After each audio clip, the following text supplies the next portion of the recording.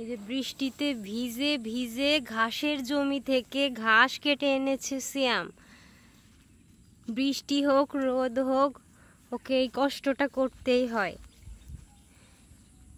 এই যে বৃষ্টিতে ঘাসের জমি থেকে ঘাস কেটে এনেছে, এনে আবার মেশিনে কেটে এখন মিক্সড করবে।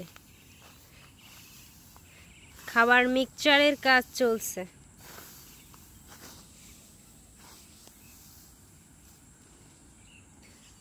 আমরা জীবনধারাকে যতটা সহজ মনে করি, আসলে জীবন অতটা সহজ না। বেঁচে থাকতে গেলে প্রত্যেককেই কষ্ট করে বেঁচে থাকতে হয়।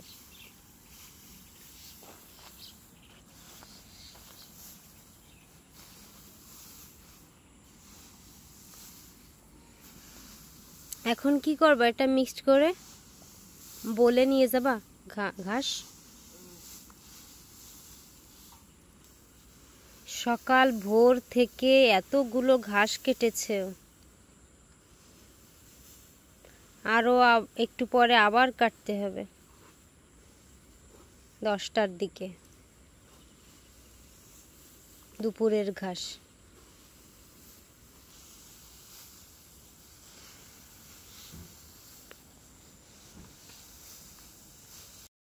গরুদেরকে গোসল করাচ্ছ? তোমাকে আবার পাড়ে যেতে হবে। ওই যে ওরা কিন্তু গেম খেলছে, বুঝছো, বসে থাকতেছে, আলসেমি করতেছে। রিয়াজুল হলো ফাঁকিবাজ। শ্যাম, আমি একটু গোসল করাই দেই।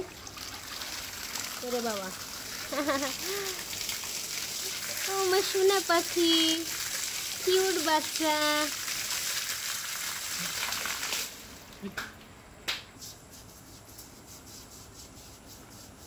তাড়াতাড়ি করো, বুঝছো, তুমি না গেলে কিন্তু ওরা কাজে ঢিল দেবে সিয়াম, তা না হলে আমাকে যেতে হবে না।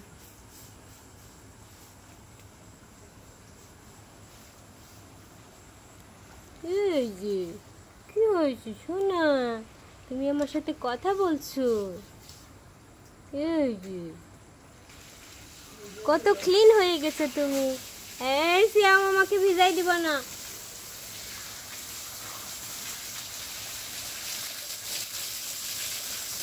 আমি চলে যাচ্ছি। হ্যাঁ আসছে তো, আসছে। হ্যাঁ, আর এদিকে আমি রান্না বসিয়ে দিয়েছি। রান্না করব মুরগির মাংসের খিচুড়ি।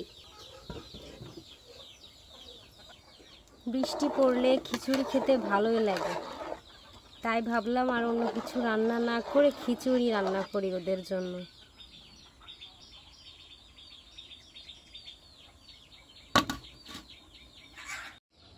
আর এই যে পাড়ের কাজের জন্য হায়ার করা হয়েছে মাসুদ আর হলো রিয়াজুলকে। এই রিয়াজুল গেম খেলায় ব্যস্ত আছে।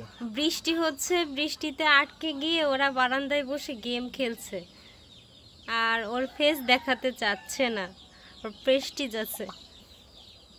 রিয়াজুল ওঠ ভাই, রোদ চলে আসে, তাড়াতাড়ি যাও যাও, রোদ আসছে। পাড়ে অনেক বেশি গাছ হয়ে গেছে,